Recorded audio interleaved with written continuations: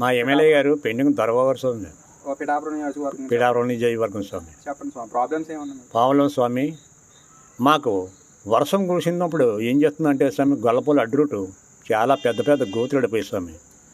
గోతులడిపోయి చాలా ప్రమాదాలు జరిగాయి స్వామి. ఎంతోమంది 4-5 మనుషులు కూడా పడిపోయి కాళ్ళు ఇరిగిపోయి స్వామి.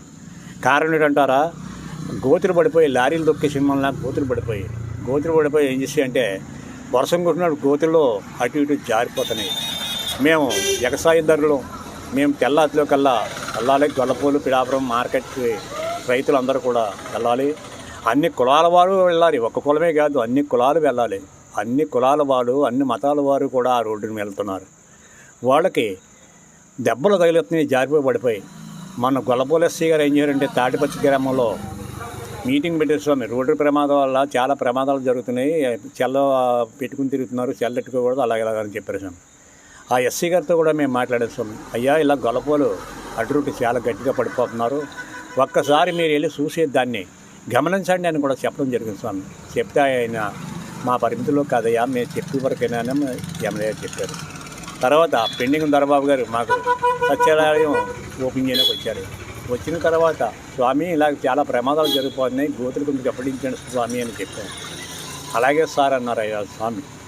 తర్వాత మొగులు వెంకటేశ్వర గారు కూడా వచ్చి ఆయన కూడా చెప్పాను. చెప్తే ఎమ్మెల్యే గారితో చెప్పి చేస్తానులే అన్నారు. తర్వాత తిరునాద మొగులు వెంకటేశ్వర గారు ఆయన ఒక పెద్ద మనిషి కింద వచ్చాడు స్వామి ఎమ్మెల్యే గారు కూడా. ఆయన తర్వాత తిరునాథ్ గారు ఎలికర్తో కూడా చెప్పాను స్వామి చూద్దాంలే స్వామి, ఎలికర్తో కూడా చెప్పాను స్వామి, తిరునాథ్ గారితో కూడా చెప్పాను స్వామి. చెప్తే స్వామి చూద్దాంలే, నేను పెడతానులే అన్నారు స్వామి. తర్వాత మా గ్రామంలో ఉన్న ప్రెసిడెంట్ గారు, వైస్ ప్రెసిడెంట్ గారితో కూడా రోడ్డుకి చాలా బాగోలేదని కూడా చెప్పడం జరిగింది స్వామి.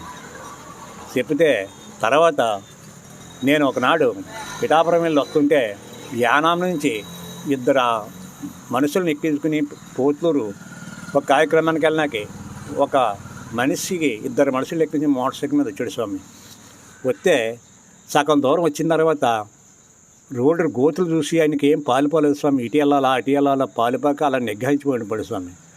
వస్తుంటే స్వామి మమ్మల్ని ఏదో దారి చూపించి స్వామి, నువ్వు దేవుడిలాగా వచ్చావని వాళ్ళ లేడీస్ అయినా కూడా నాకు దండం పెట్టారు స్వామి. దండం పెట్టకండి స్వామి, ఏటి మీద దండం పెట్టకూడదు అన్నాను.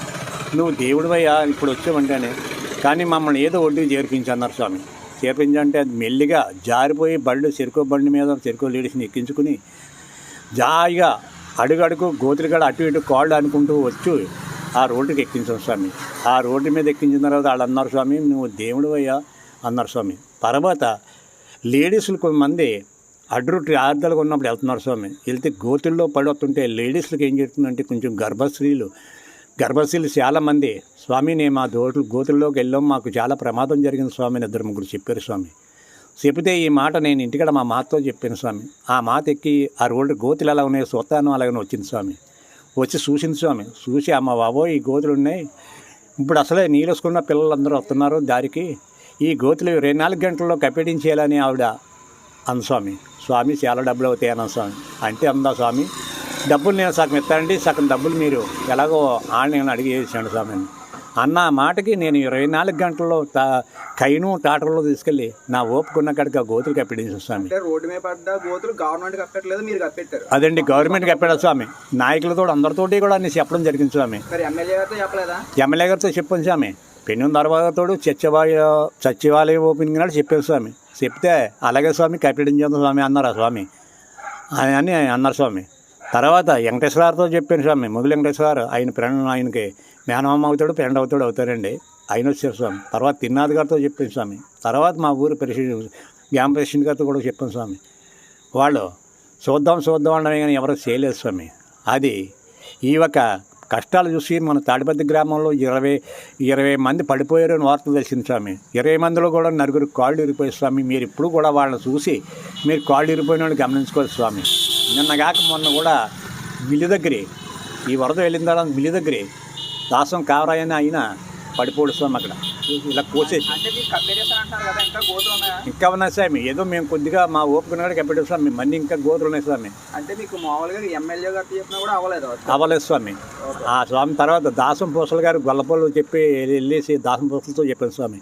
ఆ స్వామిడు కానీ ఇప్పుడు అవ్వదు స్వామి, ఎప్పుడు అవుతుంది, ఈ లోకంలో మీరేమైనా పడిపోతుంటే మీరే సహకరించుకోవాలని ఆయన చెప్పాడు స్వామి. ఆ మాటకు మేము సహకరించి ఏదో కొంత మట్టికి చేసాం స్వామి.